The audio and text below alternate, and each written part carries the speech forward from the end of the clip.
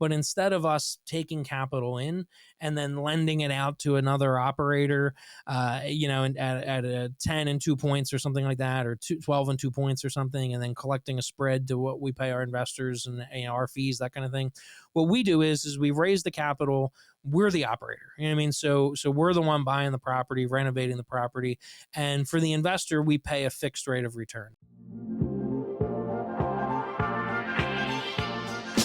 Welcome to the Path to Passive podcast, where we talk about building wealth and empowering lifestyle through commercial real estate investing for tech professionals.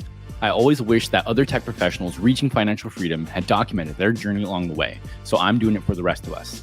Join us as we explore stories, many failures, and lessons learned along the way.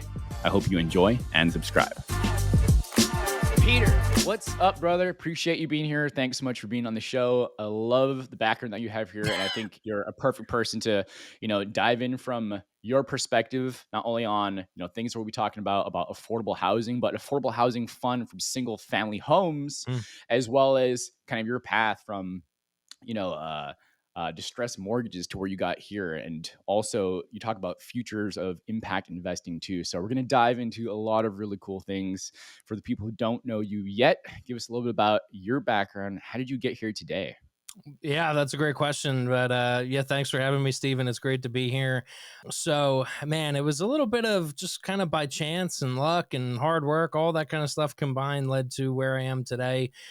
So growing up, my dad was in real estate. He was a facilities manager for CBRE. So he managed, and he worked for a couple different companies, growing up, and managed all kinds of different stuff, single family portfolios, a lot of industrial, commercial, office buildings, you name it. He managed it, shopping centers. So like growing up, I was used to it a little bit in the sense of, driving around to some of the properties he was managing, going to work with him, on certain days and things like that. And, my background in real estate was just the management side of things. So I just growing up, I didn't really think much of investing in real estate and wanting to work in that world. But I know he loved what he did, and he's retired now, and he still talks about it. He just absolutely loved it, and really passionate about what he was doing and all that kind of stuff. Misses it a lot. But it just wasn't, I didn't think that's what I wanted to do. So I went to school for media business, entrepreneurship. I thought I was going to work in television, radio, something like that. And when I got out of school, I just kind of by chance took a job in marketing for what was advertised to me as like a real estate investment company, but really it was a distressed mortgage investment company. And the guy that I work for, he was the one of the founders, and he was the CEO of the company, and I was kind of his right hand man. It was a small company, and so he taught me a lot. I didn't just learn distressed mortgages. I also learned about single family investing, kind of what we do today with like affordable workforce type of homes. So, buying distressed, fixing properties up to sell, to lease and hold, that kind of thing.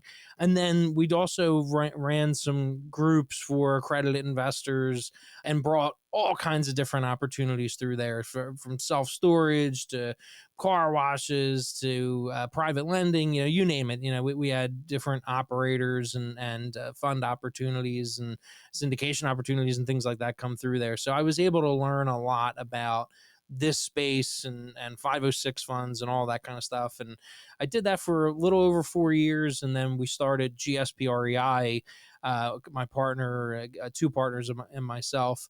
And we've been doing that ever since. And, I think, like you said, we invest primarily in single family workforce and affordable housing. And we raise capital through our funds for the acquisition and the reconstruction cost. And then we typically will essentially so we'll purchase in cash, renovate in cash, and then we'll put long-term financing in place, recycle and repeat, and we sell properties as well. Okay, cool. Awesome. So you actually got started, like you're saying, thinking that you're going to do media and be in digital marketing and, Yeah. that kind of stuff. Yeah. I can imagine, this is, for tech professionals. So this kind of a, familiarity, but I wonder, kind of double clicking on that for a moment. Did you find that you had some advantages of having, like some, some marketing and digital marketing or business background coming into the real estate space? Yeah, definitely to some degree. I wish I probably leaned into it more because marketing is one of those things where it's like the best. It's the old adage of when's the best time to plant a tree. It's 20 years ago, Yeah. and if not, the second best is today. So honestly, I wish I probably leaned into that more. But it's one of those things where like when I'm doing podcasts like this, and I have my own podcast I do, and do a lot of different podcast interviews and.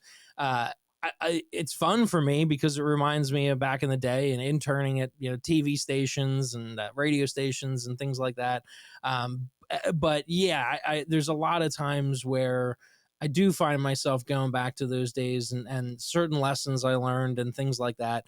And my initial role was in marketing at the real estate company, for like a Hmm. day, and then I got into like the investor relations side of the business and raising capital for the various fund offerings that company had. But it was rooted in sale in marketing at the end of the day. You know what I mean? Like you can't Yeah. sell if you're not marketing, unless you have like a pre, you could just, if you're working at like a farmer's market or something like that and people are just walking by you, Right. it's like Right. when you do this business, you got to be able to market. It's extremely important. So, yeah, that's a really good question. I've never been asked that before, but yeah, I'm the kind of person where I go back all the time to past experiences and think, what can I relate this to? How did I go through it then? How did I do that then? And that's why I find it really helpful that I was at a firm for, years and learned a lot there. Sometimes things that I wouldn't do in my own business, sometimes things I would, you know what I mean? Like, so I think that's very helpful. And I think that's probably something that stops a lot of like your audience, tech investors, tech people that are in tech and working in tech that maybe don't have a lot of experience in real estate. That might stop them because it's like you don't have that experience to go back to. But to the point of your question, you do have experience. You know what I mean? So how does the challenges you're facing today, or like the hurdles you need to get through, or the things you need to get done, how does those past experiences relate, and what did you learn from them, and how can they kind of help you in what you're doing today? And I do find myself doing that a lot, definitely. Yeah, 100%. I mean, you nailed it, right? That was the that was the essence of that question. I really Yeah, want to hear it from your perspective on this journey too, because the language might be a little bit different. You were talking about yeah, marketing and leveraging that experience to go into investor relations, but even in tech, it's very much like what is the user experience, sure. and Hmm. that is like customer journey, Yeah, right? yeah, And definitely, so definitely. You know what I it's would like what are say the experience too along the way? is like it's changed so much. And I'm sure anybody working in tech, can relate to that. I mean, the marketing for fund investments, real estate investments, looking for capital has changed so much over the last 10 years. When I got into the space, I remember I went to Temple University. I'm from the Philadelphia area, and they had a thing called Blackstone Launchpad. I think it's still around. I get emails from them. I think Blackstone funded things on university campuses, so they do these like incubator kind of things. And I came in with the idea. I think Fundrise was around at that time, and like raising money online was out there if you knew about it. Like if you were in my world, like you knew about it, but the average person didn't know about it. The average person today still doesn't know about it, but now with Mhm. podcasts and social media, LinkedIn, it's like chances are you could put Fox News on or something and you're going to see an advertisement for like a syndication or something. You know what I mean? So now Yeah. more than ever, you're exposed to it, whether you maybe realize it or not. It's there. But back in those days, it was like just wasn't as common as it is today. Like you don't scroll Facebook and every other ad is for a real estate investment fund. So I went 100%. in with this idea for like a platform, to help people raise capital and for help LPs find deals and that kind of thing. And the guy was like, "That is the dumbest thing I've ever heard in my life. It won't. It will. That's not It how won't this work. business is done. Exactly. It won't work. That's not how this business is done. It's a handshake business. It's a good old Mhm. boys club. It's who you know, all that kind of stuff. And 100%, there is a percentage of the business that is that, and that Right. there does ring true to some degree. But at the same point, it's changed a lot, and nowadays with social media, you're seeing, yeah, even family offices, institutions, private equity firms are becoming more and more used to seeing people on social media. There's there's people I see like, some of like the really big players in the Philadelphia area, they don't even have social media. those days are over. And like Yeah. their connections are made. Don't think Yeah. that you're going to be able to replicate that now. You know what I mean? Like it's just, it's not going to happen, So, but for LPs, it's important, it's because it's a way to find people. You know what I mean? Because those websites today, they do exist, where you can go find deals and things like that. But it's a networking thing, and it's who you know, and social media makes it easier, but it doesn't necessarily do the job for you either. Yeah. Yeah, for sure. Like you were talking about the folks that have their networks built and whatnot. The part of it that still exists is definitely the relationship based part of the business, Hmm. but getting the exposure out there and getting that, having other people know you to really, have people that are interested to see if there's someone you want to work with or you're the right fit for them or whatever, Yeah. will be there. And, if it wasn't for, TV, it's the next generation, which is podcasts Mm. or radio or whatever. Right. Yeah. So Yeah. outstanding, man. I appreciate your insight on that. I want to pivot a little bit because you mentioned investor relations. You're moving into that role after you got into that first company with the distressed notes into investor relations. Yeah. Just give us just a quick foundation. Talk to me like what investor relations is, and then we'll, kind of what some of the things that you do are, and Yeah. then we'll pivot more into like, the affordable housing and then talk a little about mechanics as well. Sure, sure. So yeah, I can explain it in like a story. So when I started, I was working in marketing, where we were producing content. They were doing a lot of like articles and things like that, and they sold courses and stuff like that. And we sold like individual notes, to maybe a little. This sometimes can still be passive investors, but maybe people that want to be a little bit more active, working notes out themselves and that kind of thing. And so I was on the phones a lot with the courses and and selling individual loans. And we had fund offerings. So people would call and they would ask questions about the fund offerings. And at that time, the CEO was really like the only person who had those answers and would talk to those people. And I felt like we were losing people. His schedule was as any CEO, very busy. And so it was one of those things where, and two, like that's a lot. It takes a lot of time out of your day, when you're doing a lot of those conversations. And at that time where he was writing articles and things like that, but like didn't have as much content as people do today, where you can really get to know somebody and their offering before you ever talk to them. Yep. So I was spending a lot of time talking to people, and then I just started sitting in with him, listening to how he would talk to people, all that kind of stuff. And that was kind of how like that investor relations department grew. So essentially, the moral behind the story is investor relations is the communication to the investors.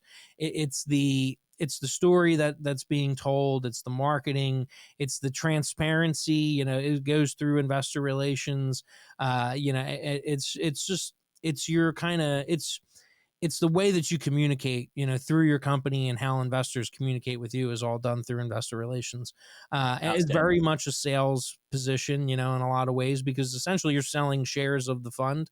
Hmm. But at the same time, like investor relations is different in the sense that if you're good at it, you really have to know what you're talking about, or it's going to be a very surface level conversation, uh, very general, and for the most part nowadays, content probably can take care of a lot of that. So, you really need to know a lot about. You need to know a little bit about a lot in order to do a very good job at it. So, for me, that's how I really learned the distressed mortgage space. And it was kind of, I look at real estate in three buckets. There's capital, acquisitions, and execution.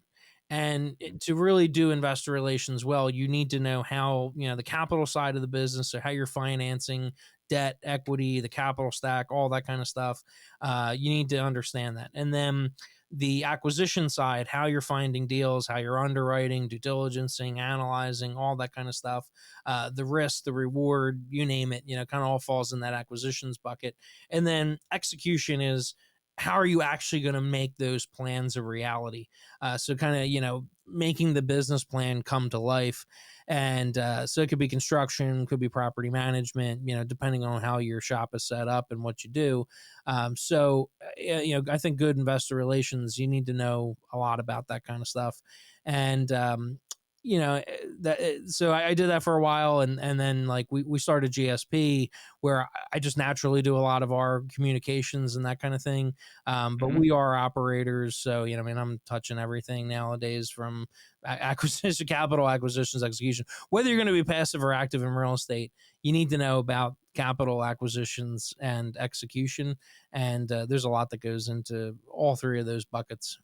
Cool. So you said some key points there too, right? The reason why I wanted to sort of give an overview of that too is just as a reminder, especially for listeners who are maybe doing their first investment or maybe their second or third, but as they talk to more sponsors or more people that have funds, et cetera, just where did the alarms start going off of like, well, the first person you might contact may or not maybe investor relations as an Yeah, example. yeah, And if it's a bumpy conversation and they don't know much, it probably might be something that you either really, really want to dig into or sure. kind of move on. So you giving an idea of, someone who has the answers and it really becomes an educational role too. Would you say 100%. that's fair? Yeah, if you're doing Yeah. it well, and for me personally, like if I'm talking to somebody in investor relations, and this is me as an investor, I don't typically expect them to know everything. Like I personally like to speak to the operators. As an operator myself, like I'm going to be able to get a good feel for how they run their business. Like what's important to them, what's not. There's a few kind of questions that would come up in a conversation where I personally like to speak to the operator, and one of the partners, one of the people who are actually managing the business. But Hmm. not all businesses are set up that way. You know what I mean? You're not going to call Fundrise and talk to the CEO or something like that. You know what I mean? So you got to know who you're dealing with as well, you know what I mean? Like, and that kind of thing. But yeah, investor relations, typically, if you're speaking to an investor relations person, they're a salesperson, for the company. They're selling the product, which is typically the fund or the syndication shares in it.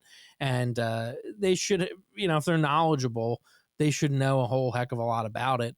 But, and then, usually if you're dealing with a smaller company, like my company GSP, we're 30 people. We don't have like a head of investor relations or something. You know what I mean? Like we don't Yeah. have that role. You know what I mean? So people, when they call, they talk to me. If they want to talk to my partners, they could talk to my partners, that kind of thing. So it's good to understand how that role works and the dynamics of it, and like the size of company you're dealing with and stuff, to know, is that how far you should take it? I would usually Mm. give them the benefit of the doubt, that they're not running the business day to day. You know what I mean? But if Yeah. so in some cases they are, you know what I mean, if it's a smaller company you're dealing with. So So given your uh given what you said there, there's kind of a range between could be a smaller company and let's say 30 people, and I'm calling up. I'm like, I have some questions, and you Peter picking up the phone, and you're like, yeah, I'm investor relations and I run the business. Versus like you're saying, yeah. the fund rise, you're probably not talking to CEO. You also mentioned that there'd be some questions that you might have to kind of pull the thread on some things. Are those questions for like the investor relations or questions for like the operators? Can you give some Yeah, for the examples? I mean, me personally, like for the operators, I want to understand how they actually operate the business. You know what I mean? Like how they operate the business plan. First and foremost, I want to understand what it is. I mean, so if it's a value add deal, how are they adding value? Is it through renovation? Is it physical renovation that's being done? Are they adding units somehow? Are they adding a dog park, or are they adding Yeah. storage? Like what are they doing to physically add value? And then and what do they think that's going to create? I mean, how's that going to affect the bottom line? And then or is it operationally adding value? You know what I mean? So are they cutting Mhm. expenses? Does the property pay for internet or phone Yeah. for some crazy reason or something like that? Or are they paying well above market for landscaping or something like that? So just trying to understand what that approach is. And then too, I'm just curious to how they operate the business. You know what I mean? Are they running with a third party property manager? Hmm. What do they know about them? How would they work with them? Do they get a Totally. referral? Have they worked with them before?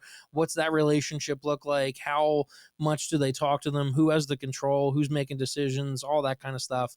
Now, chances are, an investor relations person should be able to answer a lot of those questions. But and then too, like I might want to ask some very specific questions on the size of the company. How many people work there. How many people are in certain departments and things like that. And then, just understanding how they make money and that kind of thing. I Hmm. don't think you shouldn't be ashamed to ask any question or feel like you're prying or something like that. If you're investing your hard-earned money into somebody, Totally. you should feel. Let this be a wake up call, because I know, because I believe me, I've done it long enough where I feel like some people, they'll say it. Like, oh, don't take this the wrong way. It's like, I would never, if you're thinking about investing any bit of money, I would never take that the wrong way at all. I want it when I make investments.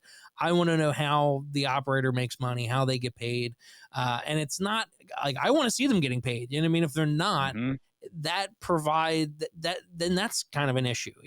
So it's just like, because how are they paying their bills? Like, Yeah. how are they putting food on the table? All that kind of stuff. Um, 100%. I so mean, it's real estate gets made enough the analogy of you wanted to go into the stock market or you want to do something like private equity funds, right? yeah, And so it's like, well, if the company isn't making money, are you really going to go buy a stock, right? If sure. the company, your firm isn't making money, do you really want to go invest in the fund? Yeah, yeah. Um, Well, and understand the business strategy too. You know what I mean? Because it's like not everything's going to make money on day one. But you got yeah. to understand, like, how are they going to generate profit? You know what I mean? Like, what are they going to do? And then try to understand, like the kind of the research that went into that too, and how well they know the markets that they're in. Because sometimes you might think it's going to add so and so, it's going to increase rent to this degree or something like that. But that's not necessarily the case. You know what I mean? Like, 'cause there's a lot of new supply in the market or something like that. So Yeah. there's so much that goes into it. And unfortunately, there's no way to have all the answers. A lot of times, like a good investor relations person should have all the answers. But does the answers they're giving you reflect reality? Probably not always, right? You know what I mean? Right. Like, Right. so that only means so much as well. You know what I mean? So it's just like, that's where diversification is a very important thing in this space. If you're going to dive into this world, if you have $500,000 to invest, maybe put it across five people instead of just one, or even put it across 10 people instead of Yeah. just five. You know what I mean? So I think that's very important, because I always tell people, you want to, just like how I would as an operator. I do a lot of single family investing. I want to have different properties on different streets.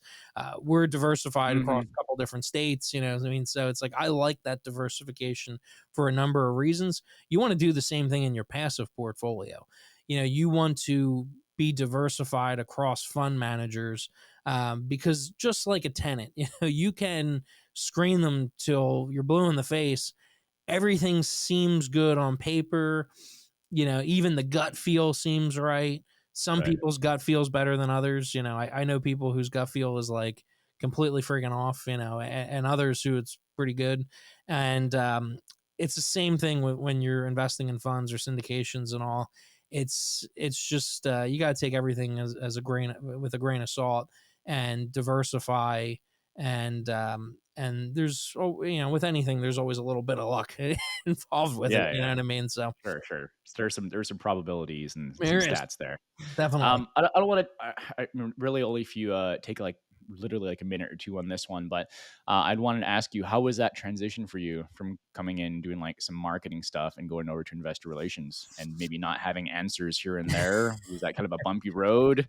Yeah, you Um, know what? That's a really good question. No, because I'm the kind of person where I'm not gonna bullshit. You know what I mean? Like, so if I don't know the answer to something, I will always. I've literally said this line for 10 years, and I'll probably say it till I die. If I don't know the answer, let me get back to you. That is Perfect. always in the holster. I am not afraid to say that. Now, when you call Verizon or Comcast or whatever, a lot of times what ends up happening is people feel like they have to have an answer. And I get that. And Hmm. I've trained people in sales and investor relations on the team and stuff back in the day where it's like, yeah, they felt like they always had to have an answer. I literally have somebody in mind now. I'm saying this, but it's like I've never felt that way. You know what I mean? If I don't know the answer, I will gladly say I do not know, and let me get back to you. And even Yeah. as the owner now, you know what I mean, as a partner in the business, as somebody who's involved in every step of what we buy and our business plan and all that kind of stuff. There's still times when people ask me questions where I just think I don't know. I mean, like I just I mean that my other partner does that, or that it's in that realm. If I feel unsure or something like that, I would rather just get back to somebody. It's a great way to build trust because at that Hmm. point it's like I'm not, if they told me the truth about that, then ideally they did it about other stuff as well, I would hope. And then it's a good way to get back to somebody too. You know what I mean? Because it takes a certain amount of touches typically, communications for somebody to build trust and to have a great, rapport or that kind of stuff. Hmm. So it's a good way to be able to get back to somebody as well and that kind of thing. But I'm not into surprises. I don't like, tell me one thing one day and then it changes the next day or whatever. That's one of the most frustrating things in the world. I'm sure everybody can relate to that. When you call a company, you talk to one person, they tell you one thing, you call back a day later, they tell you another thing. I am literally, I remember, you said 1 or 2 minutes, so maybe I'll stop. But It's all good. I'm the kind of guy who always actually that probably answers your question of how the transition was. Yeah. I'm naturally I'm a talker, and I like to. Actually, I'm probably somewhat introverted, but once you get me going, I have fun. But and I love what I do, and I love talking to the people that I'm talking to. So, and learning about them and their goals and how we can potentially help or we can't help, that kind of thing. So, I think it was a natural transition for me. Cool. Whereas like the marketing side is a lot of I don't like to promotion stuff, and it's just, I'm not in love with that kind of stuff as much and all, so I think you get a I think that resonates probably with a lot of listeners too. Just, you'll get a lot of mileage out of being upfront of, hey, I don't know. It might be this, and this, but I don't want to give you something false. So let me go and figure it out and I'll yeah, get back to you yeah, and like set that expectation. Right. And like yeah. you're saying, a Well, lot of trust being built right there too. keep this in mind when, because I see this all the time with podcasts and social media. There's a lot of people who like they have that Donald Trump personality where they know exactly, what I mean, there's no questions about it. They know the answer. That's the way. And I think some Mm, people feel they need to be that way in sales. Very, I'll never invest with something that does this or I never do that, and it's very black and very white. There's no polarizing, exactly very very certain. polarizing. There's no gray area, nothing in between. And I think that gets eyeballs, it pisses Yeah. people off, it gets people interactions, it gets all that kind of stuff, but at the end of the day, that's just not how the world works either. I mean, Right. so it's just like when you're running, that's always kind of a little bit of a red flag for me. When I've been in this business for 10 years, November was my 10th year in doing this stuff. And every day I learn something new. Every day I feel dumber than the day before. I realize what I didn't know, you know what I mean? All Yeah. that kind of stuff. There's so many different things you can do in residential and commercial, in within those three buckets I was talking about: capital acquisitions, execution. There's so many different levels of that and layers of it. If somebody has all the answers, just run. It's just, you know what I mean. It's just it's scary. That scares me. I don't know, man. Walking chat GPT. Watch out, Peter. Yeah, I hear you. Well, you said some cool stuff there about, being someone that likes to help and find the need. Speaking of Mm, find the need, one of the things I know you and team are passionate about is about affordable housing sure. and workforce housing. So, yeah, I told you right before we started the show here too that this wasn't on my radar until I had Mm, really done investing for a little bit, and I don't know how many people listening actually know this too. So I'd love for you to paint a picture a little bit about, what it is and the need there. And then we'll go into, what that need is and how you and, your team fulfills that need. yeah. Well, there's an incredible need for it, and the listeners can Google need for affordable housing and stuff like that, and probably through ChatGTP and stuff like that, get like some of that data. And sometimes, depending on how close I was to a presentation, sometimes I remember the numbers right off the top of my head. But I think, it's upwards of like a 7 million, 7.5 million gap, on how much is needed, like what's available versus the need. There's just an incredible need for affordable housing. The amount of people that are rent burdened, so meaning that, they're paying more than 30% of their income towards rent, is incredible amount. And it's one of those, I don't want to be quoted on giving the wrong numbers. I say look it up or reach out Look to it me up. because I can send it to you. And I think we might have some of those articles on our website and stuff like that. And then like the people that are extremely rent burdened, so they're paying more than 50%. The numbers are high. You know what I mean? They're really high, and unfortunately, nothing's really getting better when it comes, we're there's nothing happening on a state level, at least in the markets that we're in. And I don't know of anything in any markets really that are happening, that they're creating an abundance of new, that are flooding the market with new supply of affordable Construction housing. Yeah, units. exactly. You know what I mean? Yeah, Yeah. that's a great point. I think it was less than 3% of new homes built over like year over year, less than 3% of them were valued under $250,000. I mean, so like Yeah. affordable Probably. homes, I mean, homes valued under 250, like workforce housing, that kind of thing, which that number will depend on where you're at. Like affordable housing in California can be a 500,000. That could be like $1 million house in some areas, Yeah. $700,000 home. Where we're at in Philadelphia, you're probably under 400.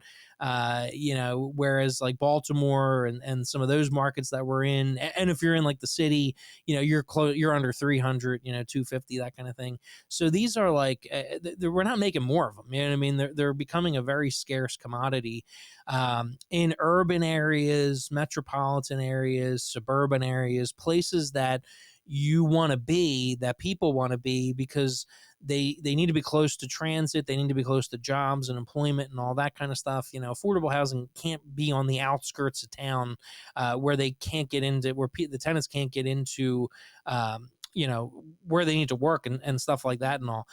It's the built environment.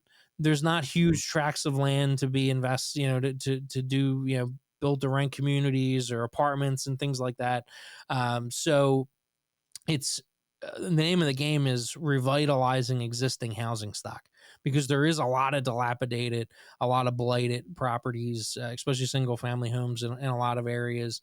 So there's a great business in that. And then there is like some federal money and money that goes towards creating more affordable housing, but that tends to go more to those apartment complexes.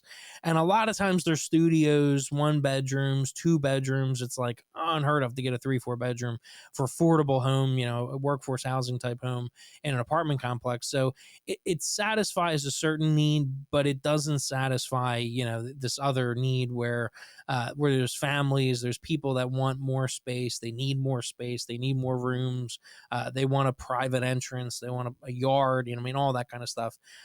So what we do is we invest in areas where there's a demand for affordable and workforce housing, and there's a lot of blighted and distressed properties and dilapidated homes. So we can pick them up at a significant discount to market. We can go in, through our in-house construction and all, and we can renovate them and then sell them, or we can lease them and continue to manage them from there. Okay, cool. Yeah, there's a lot of stuff there. I just want to sort of do a couple bullet points on there. Hmm. So from a um, from a affordable housing perspective, you're talking about not like on the really outside of metros, but really more inside of the metro, right? For us, yeah. Wherever that might be, and you're talking about percentages of really family incomes, right? Compared to what they're paying on things like rent. So, Yeah. some It people might be should be paying. affordable housing. It should be, I think HUD's definition is you're paying less than 30% of your gross income towards your housing cost. So not just your rent, but your overall housing cost. Got you. And that's going to depend on other things people can go and look up. Well, things like the area median Yeah. income and like the medium family income and things like that based on, I think it's something like, are there like whatever the region is or counties or stuff like that, it'll be different based on where it is. Because you said places like California would obviously be different. Yeah, very, I yeah, know places across Texas are certainly different. Dallas would be different than San yeah, Antonio as an example. yeah. Um, And some of the stuff you're talking about is probably connected to like subsidies, and affordable housing can like, because usually subsidies will be calculated based on what percentage of the median household yep. income you are and that kind of thing. And when I say affordable housing, workforce housing, subsidies is a part of it, but it's not all of it. And I think a lot of times when people think of affordable housing, investors think of affordable housing, they think, oh, it's subsidized housing. Mm, And they think of that as a bad thing, which is kind of funny because it's like if you're getting a guaranteed rent check from the government, I know you typically won't hear the words guarantee come out of my mouth very often, but right. that's like one of those things where, and maybe I shouldn't say that. I mean, I guess the government could default, but it never has. You know what I mean? Like, so it's very reliable cash Yeah. flow. And this does, when we say workforce affordable housing, it doesn't mean war zones either. You know what I mean? There's certainly war zones out there. We choose not to invest in them. Other people do, and it's a different game. Because a lot of times it's just investors, working in those areas and things like that. We tend to want to see a strong resale market to regular homeowners. And there's a lot of different ways of seeing that, like when you're looking at comps and all, if properties are being staged, you know what I mean? Like chances are they're not selling a staged property to investors. You know what I mean? So there's little things like that. We buy around hospitals. That's kind of like our secret sauce, I would say. It's one of Right. those things that we didn't set out to do, but we realized that over time that hospitals do a lot of community investment. So they don't want to be in war zones, so they, in a number of different ways, will invest in the community through real estate, through businesses, through programs, you name it. So we tend to invest a lot around hospitals. So I think a lot of times people, their mind, they have like kind of misconceptions, about what affordable housing is. And it doesn't always mean subsidies. Sometimes that helps to get to that 30% of living cost of their Yeah. housing cost. Cool. So you're totally right. As we were exploring into that, affordable housing, workforce housing, I invest into one of a deal as well. And the more I learned about it, the more I realized how massive a subject is and how they have many, many different types of consultants on Mm, all of the different types of housing and housing credits and everything sure. like that Yeah. too. Yeah. So it's pretty giant. So let's is it fair then to say, for the sake of our conversation, what is one way a listener can just think about the type of affordable housing, workforce housing that you guys invest in? It's just finding things are below market and then sort of fixing them up around Yeah, those like I would hospitals. look at it more on the tenant necessarily than the product type. You know what I mean? Like that, just that when you're leasing the property, that they're not paying more than 30% of their gross income towards the rent. You know what I mean? Like that's usually how I think about it. But Okay. yeah, the area does certainly play into it as well. You know what I mean? So, yeah, but, to under 250 for us is typically, but like when we're in Jersey, at that point I probably wouldn't call it workforce affordable housing anymore. You know what I mean? It's just maybe workforce housing, because Yeah. workforce housing essentially is just housing for people that work. Yeah. It's really not much more complicated than that. Typically bread and butter type industries, but maybe you get up as high as 500 or so, depending on the area. But for us, it's usually under 250, and the rent we typically want to see that under 30% that the person's paying. Perfect. Cool. So let's kind of go from there then. I've talked about funds a little bit on the show in the last 70-ish episodes. Certainly had a variety of different folks, but honestly, a lot of it was centered really around more things like multifamily, like Mm, RV park, like sure. mobile home, and this and that. And one of the specific reasons I really wanted to have you on too is because you have single family rental fund, and so you know usually we're talking about doing like a syndication for, again, like a Yeah. multifamily or something, and that is many units under one roof here, Yeah. right? But you know, I guess first things first. Let's talk about this. Uh, No, the comparison is often made around multifamily versus single family homes. So, why did you choose to have a fund with multiple single family homes, and why not go into like a multifamily fund instead? Sure. Yeah. Well, there's a number of reasons for it. And a lot of it comes down to supply and demand. We just saw in the markets that we're in, there's supply constraints on the single family side. The appreciation has been really good on the values, appreciation on single family rent's been really good. And then it's doing what you know what I mean? So, all of us have backgrounds in single family investing in distressed mortgages and being at the distressed mortgage company prior to this, all that was backed by single family. The guy who I work for, who is very strong mentor for me, taught me a lot about single family. The other thing too comes back to like our operations. You know what I mean? So Hmm. we, in a lot of, we were a GC before we were a fund. You know what I mean? So my partner Ron's been a construction manager, general contractor for over 20 years. Some of the guys on the crew for us have been with him for over 15 years now. They're all related in some way, shape, or form. You know, it's a Got very it. small world in that sense.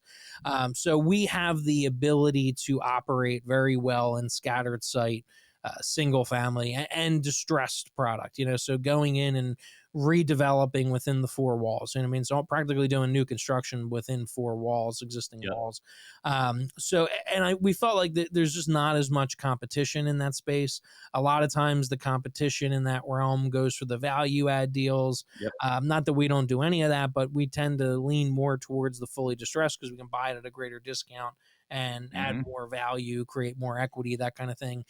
It's less work too from a management perspective, typically because you're handing over almost new construction. You know what I mean? Whereas like value Hmm. add, when you're kind of putting lipstick on a pig in some ways, or trying to make things work for the budget or that kind of thing. It's just I could just say, even with Ron and some of the guys with us, who've been doing this, like the guy who runs our Baltimore operations, boots on the ground from a GC perspective, he's been doing it 30 plus years. Even he can't go in, and he doesn't have x-ray vision. You know what I mean? So you might Yeah. think, oh, it's a $20, budget, $20,000 budget, but you open a wall and find out it's not. You know what I mean? So that's why value adds can be risky. Whereas the fully distressed, if you can buy it at that price point where it's like we can rebuild the entire home, everything's new, systems, roof, you name it.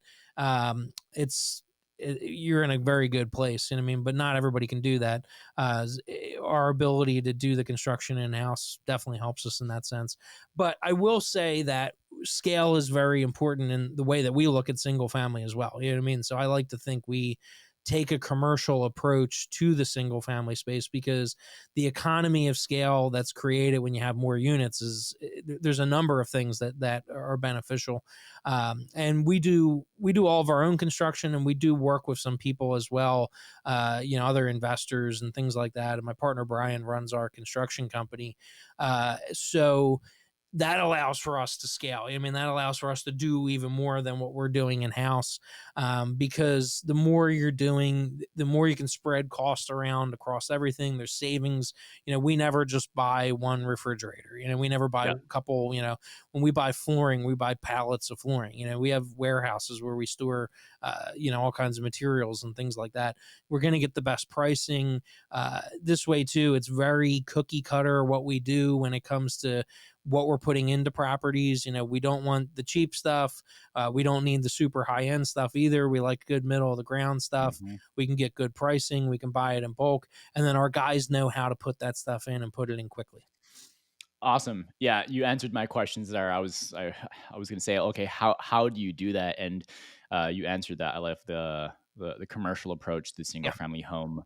Um, you know, even when we were started talking there too, I think it's important to highlight things like this the you hear it all the time, but I'm gonna repeat it here because I think it's so much. It's as applicable from the single family homes at scale around the way you have high operational excellence.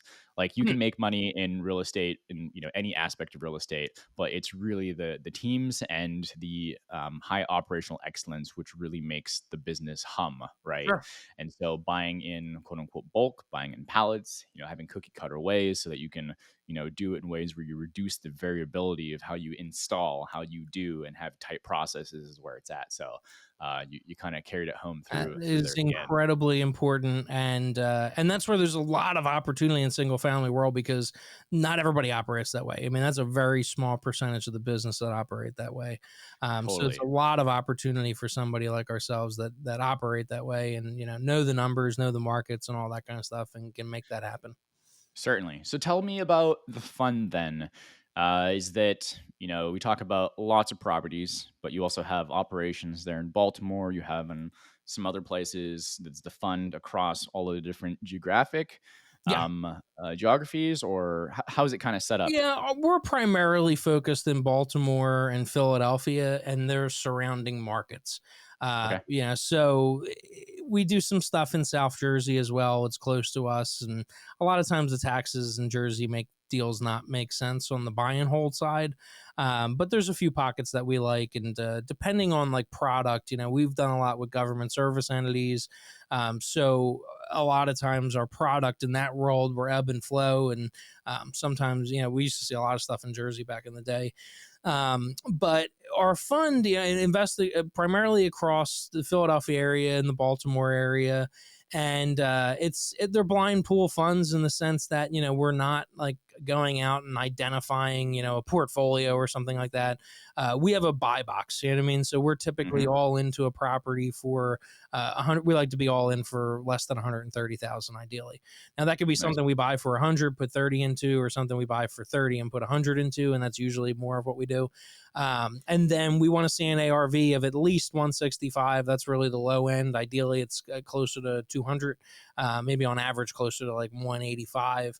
But recently, appreciation still unbelievable in the single family world. So about closer to 200. And then we want to see rents. Right now they've been closer to like 1700, but usually, where we're at is closer to 15, 16. We don't like to push the rents, too much. There's Hmm. a number of reasons for that. So we have a very strict buy box. And then one of our funds, we have two different funds. We have the income fund and the growth fund. The income fund operates kind of like in-house private credit. So it feels very much like a hard money fund or a private lending fund. But instead of us taking capital in and then lending it out to another operator, and at a 10 and 2 points or something like that, or 12 and 2 points or something, and then collecting a spread to what we pay our investors and our fees, that kind of thing. What we do is we raise the capital. We're the operator. You know what I mean? So we're the one buying the property, renovating the property, and for the investor, we pay a fixed rate of return. So depending on how much they invest in the time period, it's between 10 and 12%, and we pay that. That's like a coupon. You know what I mean? So that gets paid on a monthly Hmm. basis. If they want to compound, they can compound. So it feels. I like to kind of relate it to like in-house private credit. It feels similar to how private credit funds feel, and then our growth fund is more of like a traditional profit and equity sharing type of syndication. You mean, so we pay a pref and then we split the profit and equity above that, and they get tax advantages, that kind of thing, compared to the income fund where it feels like debt. So there's, it's just, Got it. yeah. I was going to ask that. Okay. Um, Okay, cool. So based on how investors looking at their portfolio, they can really decide to do the income fund to go get that income, but not get some of the tax advantages, or they can go on that growth fund and get some of it. Um, Exactly. Yeah. Yeah. There's different investors that want, more of a debt structure where they're getting, payments on a monthly basis. There's some predictability to it, in the cash flow. There's a number of reasons why people like that. That also doesn't generate a UBIT in an IRA account. hmm, And usually you will in traditional syndications, typically in like hard money funds or private lending funds where they're utilizing lines of credit and things like that. They tend to generate UBIT as well. So a lot of people like that in those self-directed retirement accounts. And then the other side of the spectrum with the growth fund is it's we do pay that pref like a coupon payment. So we pay a 6% pref, and that gets paid on a monthly basis. We structured it that way. It's not something that accrues, or because I know sometimes deals will be structured that way. For us, it feels like how our income fund does. So it's kind of like you're taking less of a consistent distribution on a monthly basis, but ideally you're getting more on the back end because you're sharing in the equity. After this Sure. the six pref, we're splitting everything 50-50. So at the end that you get all the tax advantages. So and then you're getting the profit and the equity, that kind of thing. So it's depend. A lot of investors do both. Because they have different goals. It satisfies those different goals, that kind of thing. Our flagship fund, and what we've done from day one, is the income fund structure. Hmm. That a lot of my investors and people that I've known from over the years, is they like that consistent payment, for various reasons, with their goals and their planning and that kind of thing. Yeah, spread across a lot of properties as well. So Yeah, therefore, it's exactly. pretty reliable in that sense. That's definitely the benefit of a fund, versus like doing individual private lending or something like that. You know what I mean? Like Yeah. it's Yeah. you're spread across, the portfolio versus just being, into one asset and kind of putting all your eggs in that basket. So yeah, that's definitely one of the advantages of a fund. Love it, man. Awesome. I know there's plenty more we could get into, but if you're interested in that, please reach out to Peter and team. I want to be conscious of your time here. So some kind of final things here is any books come to mind, or um, biographies or anything like that that Mm, you have read or got into that has made an impact for you over the years? I know you talked about some mentors, including some of your sure. partners, but wonder if there's any books. Yeah, it's a great question, and God, my bookshelf has so much crap on it; it's unbelievable. Win friends and influence people is one of those things that I always go back to, especially like to go back to like our investor relations topic. I think that's one of those things that is, it's a very foundational book. On how to talk to people, and how to have great conversations and make connections, that kind of thing. And then there's God, there's a bunch of different ones. I would say reach out. I could send you my reading list, but When Friends Influence People is one of those ones that I always find myself going back to. If you could have a conversation with any historical figure, who that be? Wow, That'd be any- historical figure. yeah, like an Um, Andrew Carnegie or J.P. hmm, Morgan, or anyone like that, or you yeah. know, uh, Who I liked a lot, and it's probably, it just comes to mind because I was thinking of When Friends Influence People. But who was it was Tony Robbins. Um, mhm. who was the guy that Jim he Rohn. Jim Rohn, yeah. My God, Oh I'd yeah. love to have a conversation with Jim Rohn. I'm sure I could do better than that if I thought about it. Because there's just so many people, right, that you'd like to sit down with. And growing up, my dad was really big in classic rock, and he went to all the concerts back in the '60s and all. Hmm. People like Jimi Hendrix and Jim Hmm. Morrison, like talk about marketing and, and getting Yeah. people's attention. I would love to talk to them, and just their viewpoint on the world and all that kind of stuff. Yeah. But to keep it more business related, I guess I'd say I see some of those old interviews with Jim Rohn. Man, I love his personality, I love his attitude, and it's just he was one of those people that I was introduced to when I first got into the space. That mentor, he gave me two things. One was Rich Dad Poor Dad, so Hmm. that took my management, like thinking of real estate from a management perspective. It took that and it completely changed it. And then the other thing was Earl Nightingale's Mm. The Secret. That was like, Sure. so it's the mindset, and then like the practical, like Right. the logical and the emotional, which I think is extremely important. And your audience is probably extremely logical, and that's a great thing. But don't forget the emotional side as well. Real estate and business in general, it can be very emotional. Making investments can be very, very emotional. And a lot of times, in good investor relations, you want to touch on logic and emotion, that kind of thing. But I think it's important, for LPs too and passive investors. You got to think about things logically, but there's that emotional side too. There's a lot of importance that comes to that as well, especially when shit hits the fan and stuff like when things are hard, and stuff like that. You want to understand how somebody emotionally, if they're strong, their values, all that kind of stuff. Very Yeah. important. Yeah.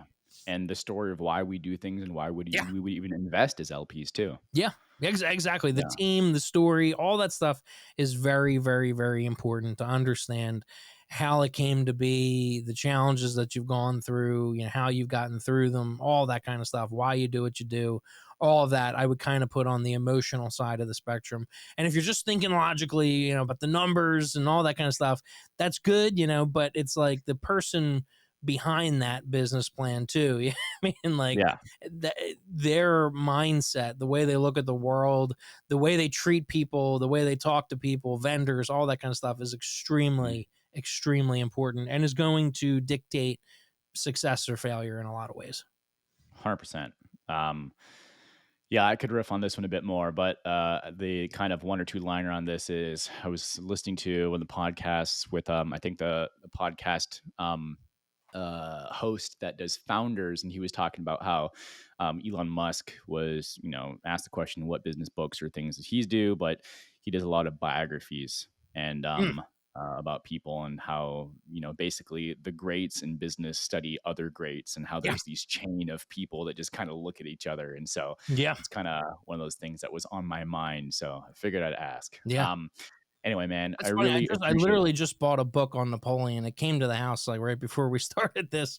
Yeah, I completely agree with you. I mean, I think that's extremely important, and it's fun. Like it just, I think it gives you a little bit of break from some of the business stuff and Yeah. and just the world and all. But I think it goes back to what we were talking about earlier with like just having a foundation, to base things off of, in your business and in your life. And to be able to read about what other people have done, why they did what they did, the lessons they learned, and Mhm. kind of take something away from that, I think is extremely important. 100%. It's one thing to write like, let's read a chapter about resilience, but it's another to read a story about how people overcame a Exactly. thing. Yeah, Yeah. exactly. Yeah. Yep. Story Uh, makes it real. I look forward to many more conversations, Peter. Definitely. For the moment, tell the people where to go, learn more about you, the company. We're gonna ask questions, reach out, get some of this, firsthand investor relations and education from you and team. Yeah, definitely. GSPREI.com. My phone number's on there. You can schedule time through there. I always do suggest, absorb as much content that we put out as possible. And, we do LinkedIn and social media and that kind of stuff and have articles and podcasts and things like that you can access through the website. But schedule time, let's have a conversation. That's always, I enjoy it. It's a fun part of what I do. And this way I can understand better, what your goals are, all that kind of stuff and get to know you. But yeah, I would start with gsprei.com. Outstanding. Thank you, brother. Appreciate Cool. you. Awesome. Same to you. Thanks for having me. Thanks for joining us on another episode of Path to Passive. We love connecting with our listeners and those on the path to architecting their wealth and improving their lives. Feel free to let us know what topics you'd like to see in future episodes. Get in touch with us through email or Instagram. See you next week for a new episode.